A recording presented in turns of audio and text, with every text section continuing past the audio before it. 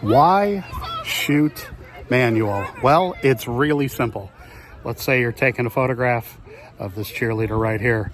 Her face is several stops brighter. It reflects more light than does her uniform. But we don't want her uniform to set the tone, so to speak, for the picture. We want to set the aperture, we want to set the shutter speed, and we already have the ISO set. As you can see, I shoot at this field a lot.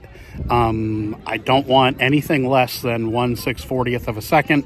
I can't go below less than f5.6.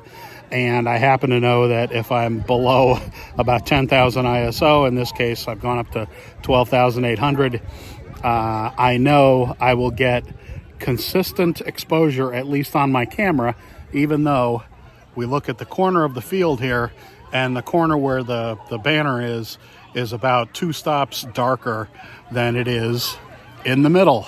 Yes, it's actually that much brighter out there. So why not just use manual, or why not just use automatic? Because, as I said, I want the grass to be this value.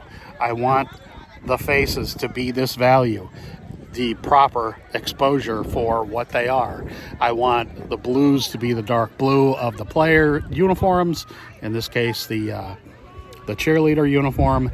And I happen to know, because I set a white balance using my camera, using this app, the Blackmagic Cam app. It's got a white balance that you can automatically see, and it's 3200 Kelvin. So in this case, I've set it at 3100 Kelvin on my camera. So basically everything is manual because I'm shooting raw, and I can dial it up or down however I want it after the fact. But this base value is set, my exposure is set entirely, and that way I'll have consistent images to work with the entire time.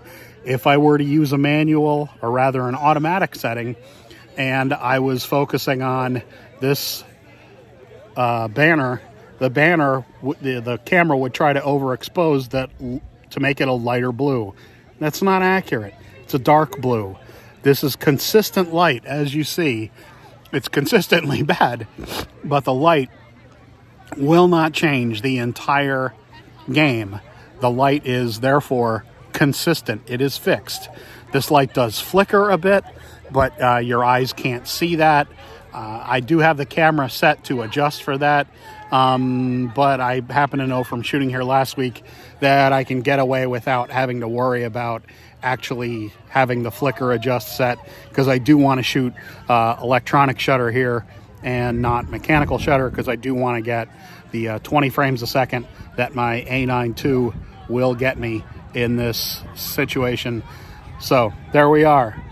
I know a lot of folks like to talk about how in this situation you should shoot automatic settings, but the light stays the same here. It's inconsistent spread across the entire field, but it's not changing as such during the game. It stays the same during the entire game, and I'm fine with doing minor adjustments after the fact to my raw images, because shooting Sony, I got a lot of latitude here. Now the teams are about to come out, or the team, my local team is, and I need to get some video of them. So this is why I shoot manual in non-changing light conditions, and frankly I shoot manual most of the time anyway. Thanks folks, see y'all again soon.